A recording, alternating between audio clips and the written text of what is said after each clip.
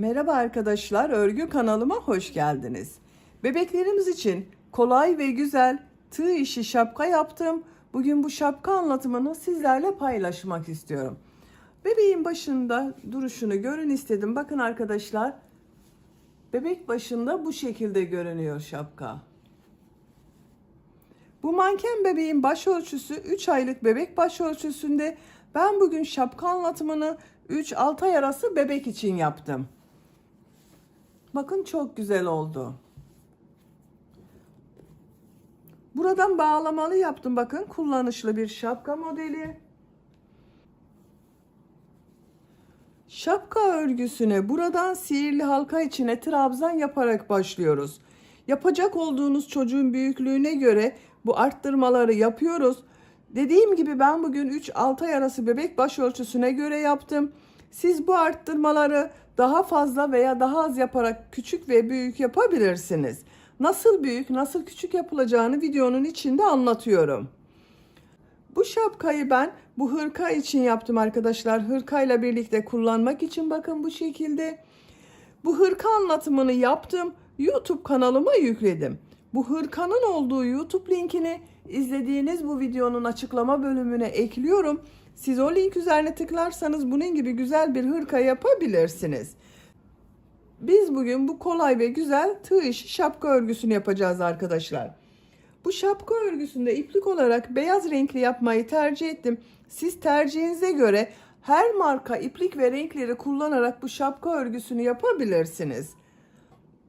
Tığ olarak 5 numara 3 milimetre tığ kullandım. Elim çok sıkı değil. Yaptığım örgüler yumuşak oluyor. Sizin eliniz sıkıysa 3,5-4 milimetre tığ kullanırsanız daha güzel olur arkadaşlar. Şapka örgüsüne yarım yumak iplik yeterli arkadaşlar. 50 gram iplik yeterli oluyor. Ölçülerini videonun sonunda ölçüyorum. Oraya bakabilirsiniz. İpliği tığ hazırlayalım. Hep birlikte bu kolay ve güzel tığ işi şapka örgüsüne başlayalım. Örgü kanalıma abone değilseniz abone olmayı unutmayın lütfen. Hepinize kolay gelsin. İyi çalışmalar. Şapka örgüsüne sihirli halka yaparak başlıyorum. Sihirli halkayı bilmeyen arkadaşlar için gösteriyorum. Bakın yavaş gösteriyorum. Şu şekilde ipliği parmağıma doladım. Parmağımın üzerinde bulunan ilmeğe tığ takıyorum. İpliği içinden çekiyorum. Parmağımı çıkardım. Bir zincir yaptım, sağlamlaştırdım. Sihirli halkayı yaptık bakın. Bu sırada bu sihirli halka içine trabzan yapacağız. 12 trabzan yapıyoruz. 2 zincir yapıyorum. Bu 2 zincirden başka 12 trabzan yapıyoruz. 1 2 3 4 5 6 7 8 9 10 11 12 trabzan yaptım. İplik ucunu çekiyorum. Bakın şu şekilde çekiyorum. Burada hiç boşluk kalmayacak arkadaşlar. Bu ilk yaptığım trabzan ilmeği var. Bakın şu 2 zincirden sonra şu ilmeğe tığ takıyorum. İpliği üste alıyorum. İlmek kaydırma yaparak sırayı birleştiriyorum. Sihirli halka içine 12 trabzan yaptım. İkinci sıradayım. Bu sırada arttırma yapıyorum. 2 zincir yapıyorum. Tığ üzerine iplik alıyorum. Şu ilk trabzan, bakın şu şekilde tığı boşluğa takıyorum. Trabzan yapıyorum. Çok sıkı yapmıyorum bu trabzanı.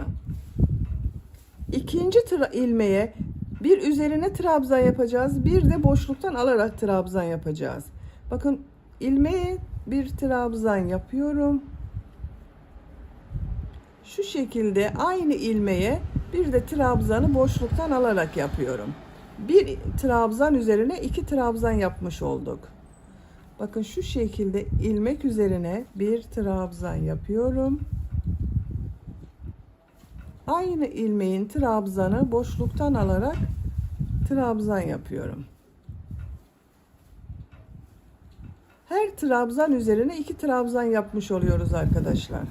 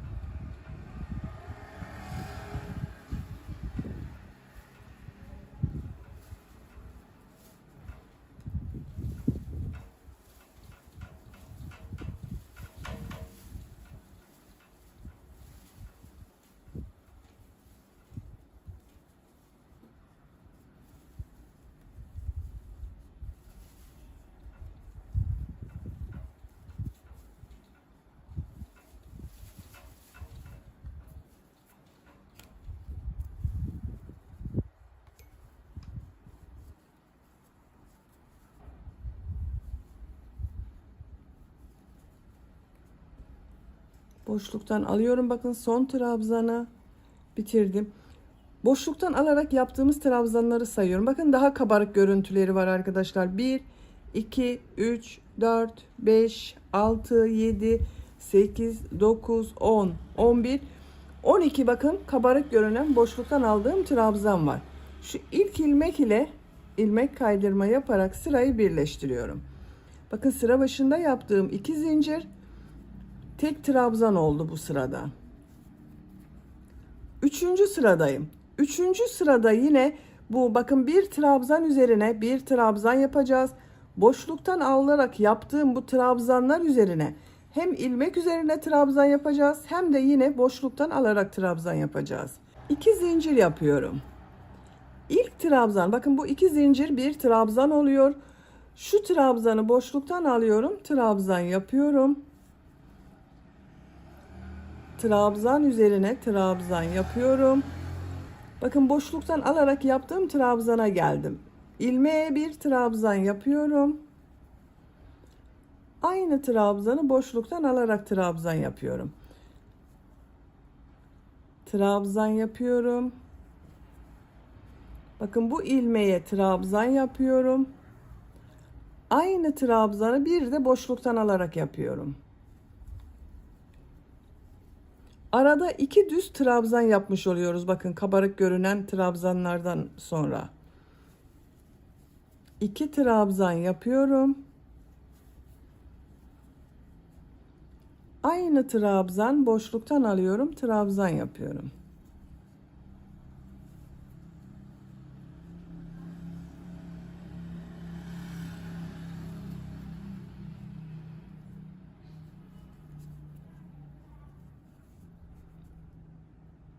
Sıra sonuna kadar devam edelim. Sıra sonuna kadar tamamladım. Son trabzan üzerine bakın boşluktan alarak yaptığım trabzan üzerine trabzan yaptım. Aynı trabzanı boşluktan alarak da yapıyorum. Son ilmeğe bakın bu 2 zincir var. Bu ilmeğe bir trabzan yapıyorum. İlk ilmek ile ilmek kaydırma yaparak sırayı birleştiriyorum. Bakın 2 zincir bir trabzan, son yaptığımda trabzan, 2 kabarık trabzan arasında 2 trabzan var. Bu sırada yine 12 kabarık trabzan yaptık. Aralarda ikişer trabzan yaptım. Bu bir sıra üzerinde toplam 36 trabzan var. Dördüncü sıradayım. Bu sırada yine bu trabzanlar üzerine trabzan yapacağız. Bunu boşluktan alarak trabzan yapacağız. 2 zincir yapıyorum. İlk trabzan boşluktan alıyorum, trabzan yapıyorum. Bu 2 zincir düz yaptığımız trabzan oluyor bakın. 3 ilmek üzerine trabzan yapıyorum.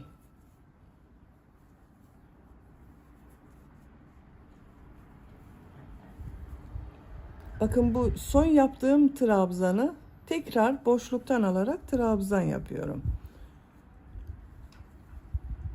3 trabzan yapıyorum.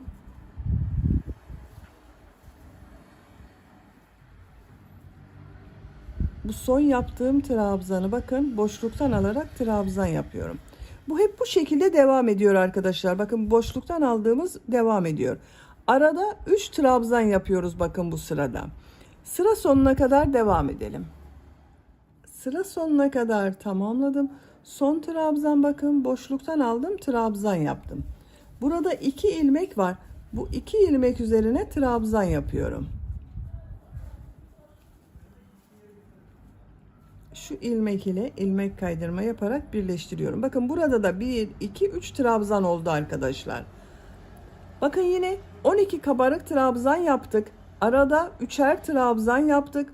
Bu 4. sırada bir sıra üzerinde 48 trabzan var. 5. sıradayım. 2 zincir yapıyorum. İlk trabzan boşluktan alıyorum, trabzan yapıyorum. Bakın 1 2 3 4 ilmek üzerine trabzan yapıyorum.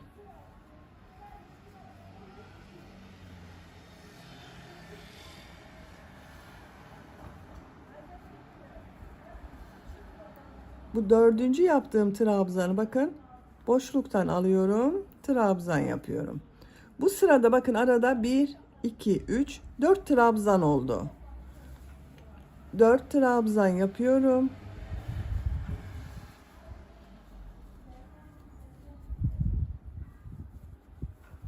Bakın şu son yaptığımız trabzanı hem ilmek üzerine trabzan yapıyoruz arkadaşlar.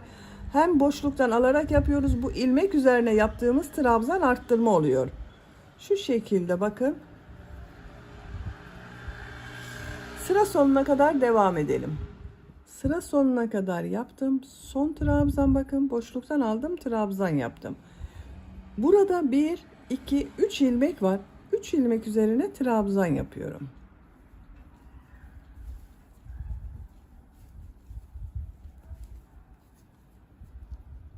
İlk ilmek ile ilmek kaydırma yaparak birleştiriyorum. Sıra başında yaptığım 2 zincir ile birlikte bakın 1 2 3 4 trabzan oldu. Bu bir sıra üzerinde 60 trabzan var. 6. sıradayım. 2 zincir yapıyorum. İlk trabzan boşluktan alıyorum, trabzan yapıyorum. 5 trabzan üzerine trabzan yapıyorum.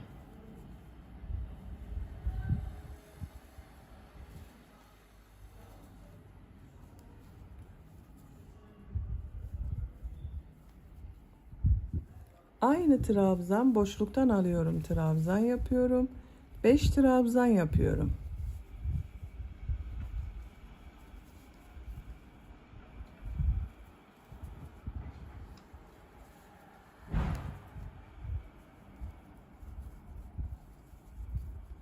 Aynı trabzan boşluktan alıyorum, trabzan yapıyorum.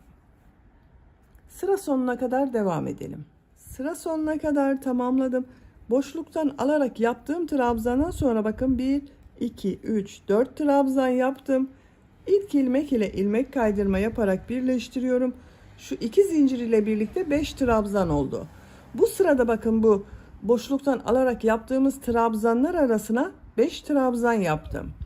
Siz bu şapkayı yeni doğan bebek için yapıyorsanız arttırma sırasını burada bitirebilirsiniz arkadaşlar. Ben arttırma yapmaya devam ediyorum. 7. sıradayım. 2 zincir yapıyorum. İlk trabzan boşluktan alıyorum, trabzan yapıyorum. 6 ilmek üzerine 6 trabzan yapıyorum bakın.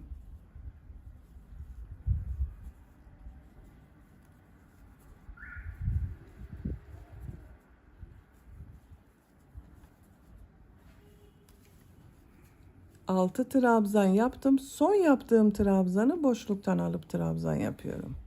Bu sırada bu bakın boşluktan alarak yaptığımız trabzanlar arasında 6 trabzan olacak. Sıra sonuna kadar devam edelim.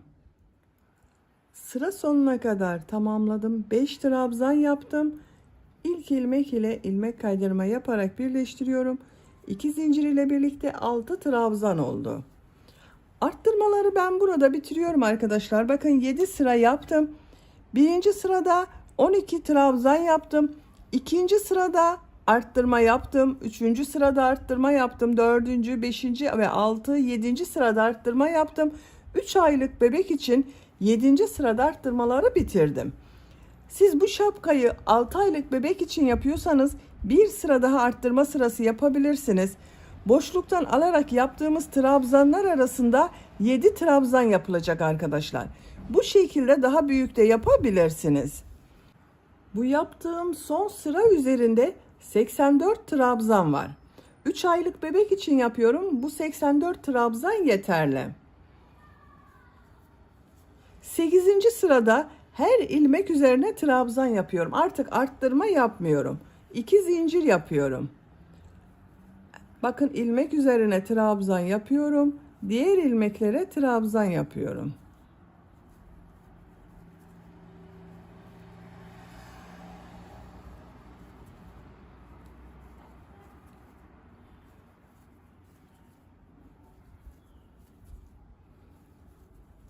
Trabzan sırası yapıyoruz arkadaşlar. Sıra sonuna kadar devam edelim. Sıra sonuna kadar tamamladım. İlk ilmek ile ilmek kaydırma yaparak birleştiriyorum. Bu sırada trabzan sırası yaptım. Arttırma yapmadım arkadaşlar. Bakın. Bu bir sıra üzerinde yine 84 trabzan var.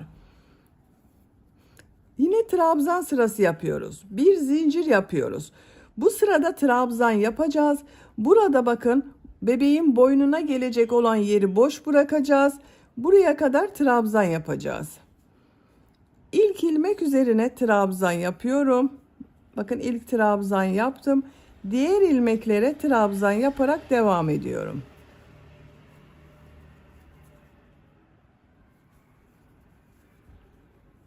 Bakın, 1, 2, 3 grubu boş bırakacağız. Şuraya kadar trabzan yaparak devam edelim. Buraya kadar bakın trabzan yaptım. Burayı boş bırakıyorum. Kaç ilmek kaldığını sayıyorum. 2, 4, 6, 8, 10, 12, 14, 16, 18 ilmeği boş bıraktım arkadaşlar. Buradan geriye dönüş yapıyorum. Bir zincir yapıyorum. Örgüyü çeviriyorum. Siz bu şapkayı yeni doğan bebek için yapıyorsanız burada 15-14 ilmek bırakabilirsiniz.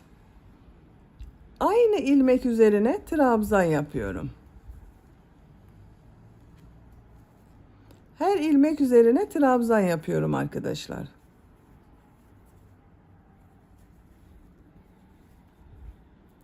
Sıra sonuna kadar devam edelim. Sıra sonuna kadar tamamladım. Bir zincir yapıyorum. Örgüyü çeviriyorum. İlk ilmeğe trabzan yapıyorum. Diğer ilmeklere trabzan yaparak devam ediyorum.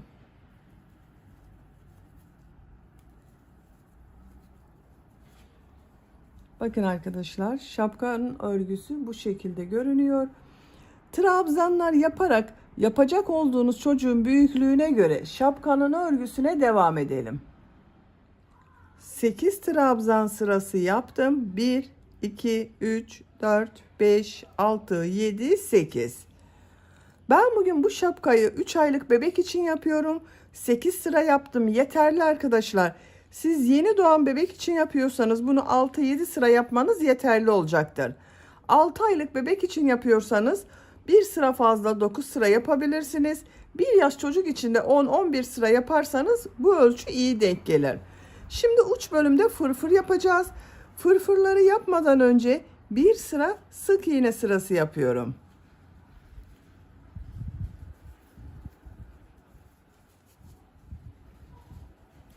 Bütün ilmeklere sık iğne yapıyorum.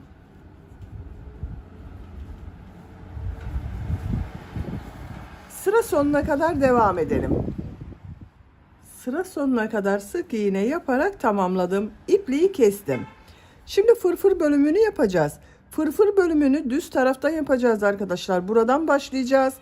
Eğer sizin bu iplik burada bittiyse, yani şu trabzan sırasını benim yaptığımdan bir sıra fazla veya bir sıra eksik yaptıysanız sizin sık iğneden sonra iplik burada kalmıştır. İpliği kesmenize gerek yok. Şu ilk ilmeğe ipliği bağlıyorum.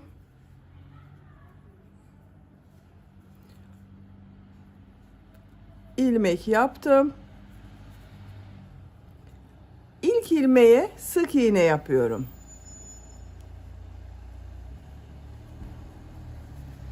Şu ikinci ilmeğe bir trabzan, bir üçlü trabzan yapıyorum.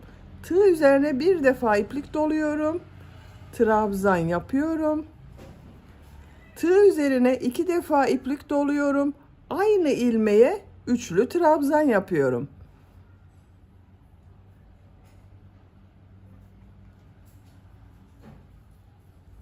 Bakın bir ilmeğe bir trabzan, bir üçlü trabzan yaptım. Tığ üzerine 2 defa iplik doluyorum. Artık her ilmeğe 2 defa üçlü trabzanlar yapıyoruz. Şu ilmeğe 2 üçlü trabzan yapıyorum.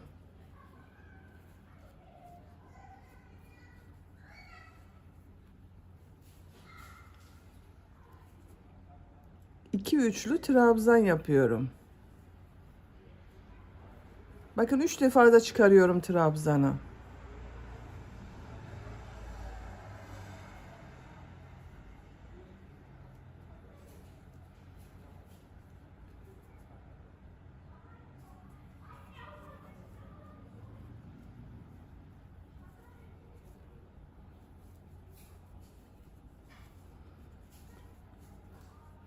Her ilmeğe 2 üçlü trabzan yaparak sıra sonuna kadar devam edelim.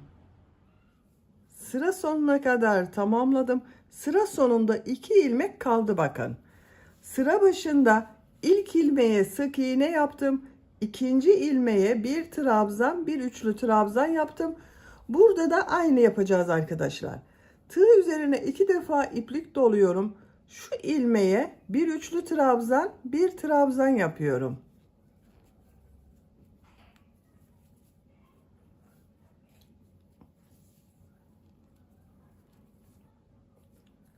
Şu son ilmeğe sık iğne yapıyorum.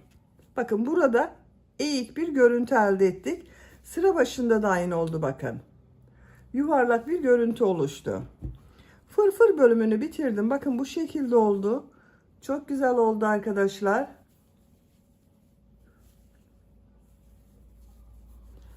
Şimdi şapkanın bu boynuna gelecek olan yerde sık iğneler yapıyorum.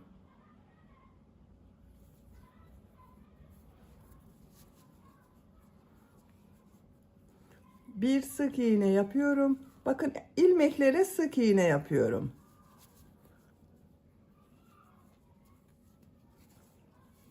Bu sık iğneleri yaparken arkadaşlar bakın şu trabzan sıralarında bir sırada 2 sık iğne yapıyorum. Bir sırada bir sık iğne yapıyorum. Şu kısım biraz toplasın istiyorum. Siz geniş olsun istiyorsanız her sıraya 2 sık iğne yapabilirsiniz. Bakın bu sıraya 2 sık iğne yaptım. Şu sıraya bir sık iğne yapıyorum. Sık iğne yaparak sıra sonuna kadar devam edelim. Sıra sonuna kadar tamamladım. Bakın görüntüsü bu şekilde oldu. Bir sıra sık iğne yaptım. Bir zincir yapıyorum. Örgüyü çeviriyorum. Yine bir sıra sık iğne yapıyorum. Her ilmek üzerine sık iğne yapıyorum.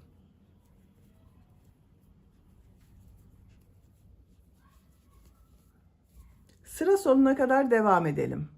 Sıra sonuna kadar sık iğne yaparak tamamladım. Bakın görüntüsü bu şekilde oldu. Bir sıra daha sık iğne yapacağız arkadaşlar. Son sıra sık iğneyi yaparken bir ip kordon buraya, bir ip kordon buraya yapacağız. İlk ip kordonu buraya yapmak için zincirler yapıyorum.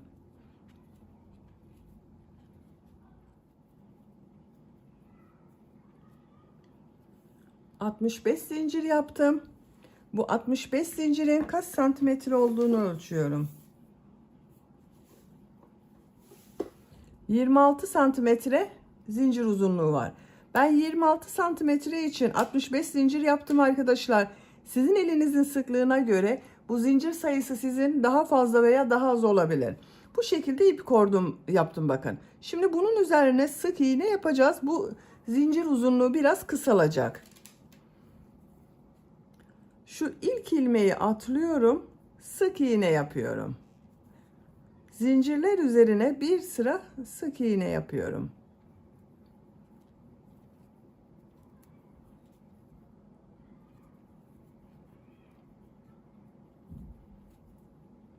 Sıra sonuna kadar devam edelim.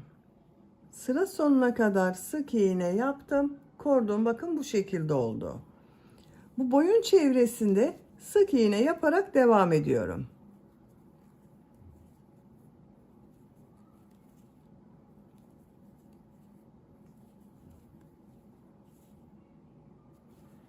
Sıra sonuna kadar devam edelim. Sıra sonuna kadar bakın sık iğne yaptım. Buraya da burada yaptığımız gibi ip kordon yapacağız. Bu ip kordonu kaç zincir yaptıysanız buraya da aynı sayıda zincir yapıyoruz. Ben 65 zincir yaptım. Buraya da 65 zincir yapıyorum. 65 zinciri yapalım. 65 zinciri yaptım. Bir ilmek atlıyorum. Sık iğne yapıyorum. Sık iğne sırası yapıyorum.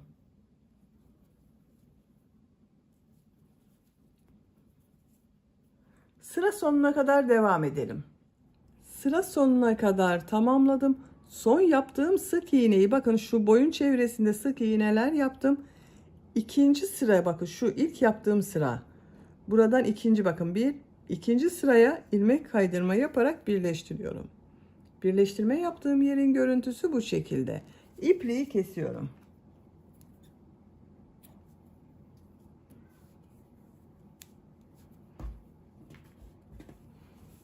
Bakın arkadaşlar ip kordonu da yaptık. Şapka örgüsünü bitirdim. Çok güzel oldu.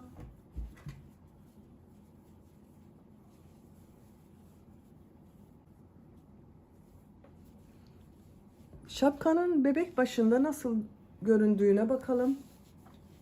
Bakın bu şekilde bir manken bebeğim var. Bu bebeğin baş ölçüsü 3 aylık bebek baş ölçüsünde. Şu şekilde bakın şapkayı takıyorum.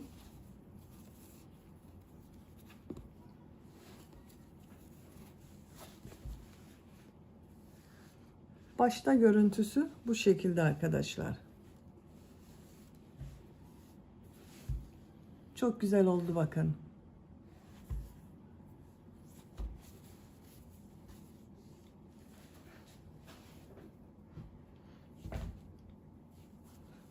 Bitmiş olarak ölçülerini söylüyorum.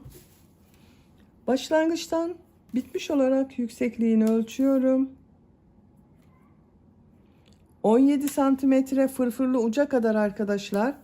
Yüksekliğini ölçüyorum. 17 santimetre. Ben bugün 3-6 ay arası bebek ölçüsünde göre yaptım. Bakın bu şekilde oldu. Çok güzel oldu. Beni dinlediğiniz ve izlediğiniz için hepinize çok teşekkür ederim. Örgü kanalıma abone değilseniz abone olmayı unutmayın lütfen. Sizlerle yeni örgülerde görüşmek dileğiyle. Hoşça kalın, sevgiyle kalın.